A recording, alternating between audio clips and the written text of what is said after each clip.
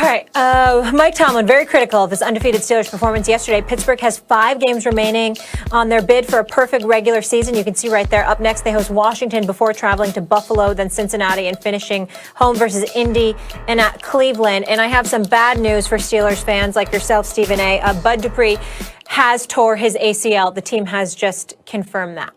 Max, I want to start with you here, though. Are you confident that the Steelers will have a perfect regular season after that narrow win against the Ravens, who didn't have many of their starters? No, I wouldn't put it like that. I wouldn't put it as I'm confident they will go undefeated, but I think their odds just because they got a game closer. But because, and the Dupree thing stinks. I mean, like, you want to get out of there without a defender, losing him for the season. That hurts the Steelers. But if that were going to happen anyway, right? Like, if you're good, that's just a fact. Let's table that for a second. They have Washington next week on a short week. Remember, they're supposed to have their bye. They had to take it early because of the Titans. Then they had to take their bye late, a mini bye late. But then it's not a mini bye, and now they're on a short week again, guys. So, that really hurts. And what did Ryan Clark tell us, Stephen A? Best time to play the Ravens or the Steelers after they play each other. And Washington, which is a no-name brand team and actually a no-name team nowadays, is actually ascending and plays defense and is a little tricky. So that would be a trap game. That would be a tough game otherwise. But, Stephen A., the fact that they won so sloppy and the coach is coming out here basically saying you almost could look at this like a loss, sort of, right? Like, that's the kind of message he's sending. Actually helps the Steelers, who have a tough part of their schedule coming up with the Bills and the Colts and the Browns. I think their odds just went up that they go undefeated. I'm less confident. I don't like what I saw yesterday. I'm very distressed about it. I don't blame Mike Tomlin for calling him out the way that he did. I'd have him running suicides today. I'd have probably cussed him out after the game yesterday and told him how pathetic that they looked, and this is not reminiscent or replicating any kind of championship caliber play whatsoever. And I would tell you this, the one good news that comes out of this is their schedule, because I don't think the Steelers need to go into the postseason undefeated, because I think they'd probably go home in the first playoff game, because obviously things are going to elevate exponentially. People will be far more serious on their P's and Q's, and I think it could ultimately cost them. So I like the idea of the Steelers, in all likelihood, losing a couple of games before the regular season ends. I believe that they will lose at Buffalo, and I think either Indy at home or Cleveland on the road at the end of the season are games they will also lose. So I think that the Steelers will probably end up going 14-2. At least I hope that's the case. I'm not even ruling out a loss to Indy. I think that between Buffalo, Indy, and Cleveland, they'll lose 2 of those games, go into the postseason 14-2, but I think they need to get humbled. I don't think that Baltimore, because they looked equally awful, even though they had legitimate excuse not having Lamar Jackson, having McSorley and RG3 throw the football, basically do nothing with the exception of the 70-yard touchdown pass at the end of the game by McSorley. The bottom line is that the Steelers' offense was the story to me, because they looked horrendous. It looked inexcusable. Where is your imagination? Excuse me? As a Steelers fan, where's your imagination? As a Steelers fan, Stephen A., the Steelers might be. They're arguably the greatest franchise in the history of the NFL. You could argue it, especially the Super Bowl era. And that franchise, haven't had a Super Bowl since 2008, Max. In a year where we need something interesting, some good news, Stephen A., they have a chance. It's an outside chance, but they're still undefeated this late in the season. Well, you have to be rooting for that. Max mediocre. You know how you are. I mean, the team. Give a dog a bone every now and then. You perfectly good with that. I need more, Max Kellerman. I need more. All right. Damn it! It's been since 2008 that they won a chip. They lost the Super Bowl in 2010. It's been more than a decade. I want a damn Super Bowl, okay? And I want them to be able to compete with Patrick Mahomes. That is where I stand. All right, we'll leave it right there, guys. When we come back, Mike Tomlin not impressed. Guys, I watched that game. Kind of nice to have a game in the afternoon on a random Wednesday, right? Obviously due to COVID, but obviously he's not overly impressed. They do improve to 11-0, but it was against RG3, and it wasn't even RG3 in the game at the end, Max. So would you say this is a good win for the Steelers, or are you just going bad like Mike Tomlin? No, I'm not going to say it was a good win. It was a great win for the Steelers. The Steelers are undefeated. They're 11-0 now. Week 13, 11-0. Now, heading into week 4. Now, think about this for a second. before the game, I told you the Ravens were live in this game because the last time RG3 started for the Ravens against the Steelers, the last time RG3 started a game, period, was against the Steelers. The Steelers had a lot to play for. They were 8-7 coming into the game with no Roethlisberger. They could go 9-7, have a winning season. It's a rivalry game.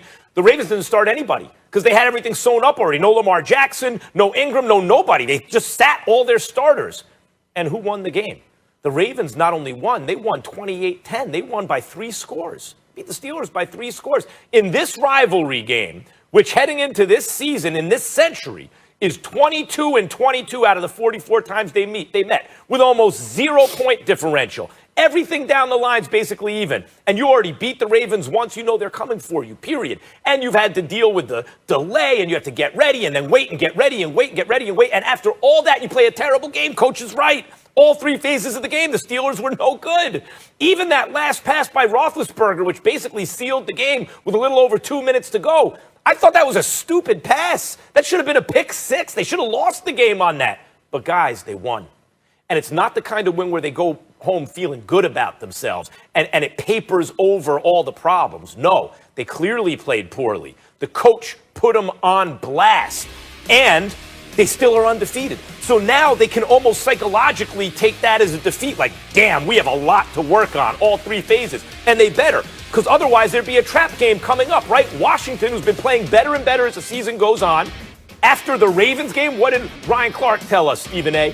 Steelers, Ravens, best time to play those guys is after they played each other. That's a dangerous game. But now suddenly it's not a trap game because of this performance. Then they got the Bills. They have later on in the season the Colts, right? The Browns to end the season. The schedule's not easy. This is actually the tough part of their schedule. And one of the games that was tough was this one. They got by it with a win, and they should be invigorated because they should know we have a lot to work on and not sit back and rest on their laurels. I think this is exactly what the doctor ordered. Well, fair enough, but I thought it was an absolutely atrocious performance. As a diehard, lifelong Steelers fan, I was absolutely, utterly disgusted by what I saw. If you recall, Max Kellerman, we were on the air yesterday, and I said to Ryan Clark, when you look at Big Ben Roethlisberger, as great as he is and as great as he's been playing, he's prone to those mistakes. And you know, against a Kansas City Chiefs squad, which is basically the measuring stick for this season. When you're undefeated, there's only one team that should be standing in your way, and that's the reigning defending Super Bowl champions, led by the greatest quarterback in the game right now with Patrick Mahomes. The bottom line is that you throw that red zone interception. You're only 1-4 in the red zone yesterday. You throw that interception to that kid Bowser. You had no business throwing that pass. Like you pointed out, the other one should have been a pick 6 near the end of the game. They actually could have lost that game. You know, RG3, you handled your business against him. I mean, the dude only had 33 yards passing. Plus, he threw a pick 6 to Joe Hayden. This kid McSorley, if you take away the 70-yard lucky pass, the Steelers defense inexplicable, I don't know how the hell you give that up, okay? But you take away that one pass, this dude is 1 for 5 for 7 yards. So he was 2 for 6 for 77 yards. I mean, look, and when you look at it from that perspective, I just say to myself, everything that I'm looking at in regards to the Steelers is whether or not you have a legitimate shot to knock off the Kansas City Chiefs. Then Bud Dupree, that's likely an ACL tear. So you talk about him being gone. He was a top 3 on the team in sacks. You talk about Devin Bush being gone weeks ago. That's a big loss for them as well. So their defense is severely compromised in terms of their ability to get at the quarterback. Because of that, that puts more pressure on the secondary that I thought was suspect to begin with. And then when I think about going up against potentially Kansas City, I'm saying, damn, this does not look good, because now you're compromising your ability to get to a quarterback, which puts more weight in your secondary. And that secondary, I question what they can handle against most teams, even though they've been pretty elite thus far this year. So imagine what I'm thinking about them going up against Patrick Mahomes and Tyreek Hill and Travis Kelce and Sammy Watkins and McCole Hartman. I'm scared to death. And that's what I'm looking at when I'm looking at the Pittsburgh Steelers right now. Their offense has to be prolific. Not good, not even great. They've got to be prolific if they are going to have a chance to knock off the Kansas City Chiefs. And what I saw yesterday was such a hideous, horrendous performance by that offense. I'm sitting back here and saying, damn. 11-0 means absolutely nothing to me. I am not excited by what I'm seeing from these Steelers right now. It was an inexcusable performance, and I don't blame Mike Tomlin for being disgusted. As a matter of fact, I will call practice today, Max, for them to do nothing but run suicides.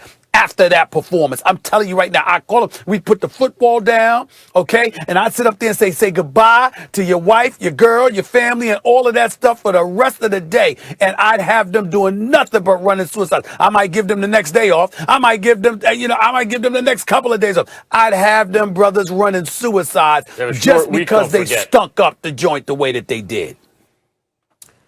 Look, I hear what you're saying. You're not wrong about those points, but I think there's a bigger point that you're totally missing. They got the win. Of all the games you circled, they're going to lose. I would have rather they lost. It was the Ravens game. And then with all the delays, it was just weird. And yes, the Ravens were underdogs, but I told you, those two teams, you never can tell. And you couldn't. That game could have gone either way, but they escaped with the win. Now on a short week, they're facing a defense that's played better and better, a team that's played better and better as it goes on. As I brought up, what does RC tell us? Play the Ravens or Steelers the week after they play each other. This is a dangerous game. Short week after a Ravens game, a very losable game, a real trap game. Not anymore.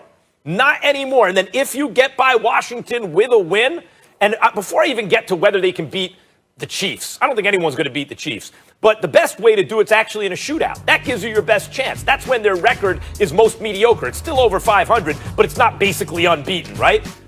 The Steelers are the one team maybe that could beat the Chiefs without engaging in a shootout. I don't know how prolific their offense has to be against the Chiefs. When they're playing at their best, the Steelers are usually winning 2 of the 3 phases of the game. Offense, defense, special teams. They'll figure out a way to beat you in 2 of those phases and come out with a win. Maybe they can do that against the Chiefs. But I'm thinking about their undefeated season right now. That's what excites me right now. The Washington game a little less dangerous than it used to be. Otherwise, you tell me 5 days you got to play that team after the Ravens, that might be a loss. Now I think they have a better chance to win. Then on full rest, they get the Bills, they get the Colts, they get the Browns, and you throw the Bengals in there. So divisional games coming up, they should be up for. And obviously the Bills and the Colts, those are tough games, but psychologically, emotionally, you're going to be ready to play. I don't know if they go undefeated this year. The odds are against it, of course. But right now they're undefeated, and they have all the motivation they need. Well, we don't give a damn about you caring about them during the regular season, Mr. Giants fan, Big Blue. We don't care. I mean, if you're a Steelers fan, you care about the chip. You care about the Super Bowl. That's what the hell you care about. And everything is measured on that. Now, if they were if they were a 500 team or something like that, maybe I'd care about the regular season because it would be about whether or not they'd get to the playoffs. But at 11-0 and knowing they're going to the playoffs, everything is about the chip. Everything is about the Super Bowl. Everything is about being ready to go up against the Patrick Mahomes, the Derrick Henrys of the world, or anybody else in between. That's what this is about. And based on what we saw from the Steelers, there is nothing to be excited about right now. Not with that offense not being able to perform up to snuff the way that they did.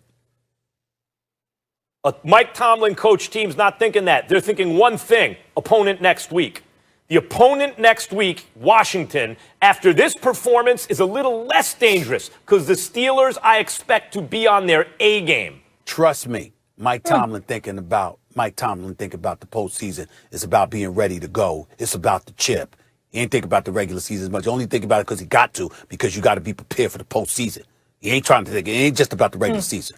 Stephen A., you know what I was thinking about when you were talking, coaching, all tough, you'd have them run wind sprints, all that. I was thinking about you in Chicago and that sorry all-star team you coached. How Wilbon spanked you guys. It was Maybe fixed. you could have used some it of was those rigged. techniques. You know what decision I made? Oh, my goodness. That's you need to redeem yourself this year. Molly, that's why I got my knee. That's why I got my knee surgery. The next celebrity game, I will be playing. I'm going to play. Hey, okay. I'm going to play. I'll bring the pom-poms. I'll be on the sidelines. Let them football players who think they can ball, let them come on the court. Basketball is a different ball game. Let's roll. I'm with it. All right, we're going to leave it there, guys. When we come back, more NBA to get into. AD and LeBron.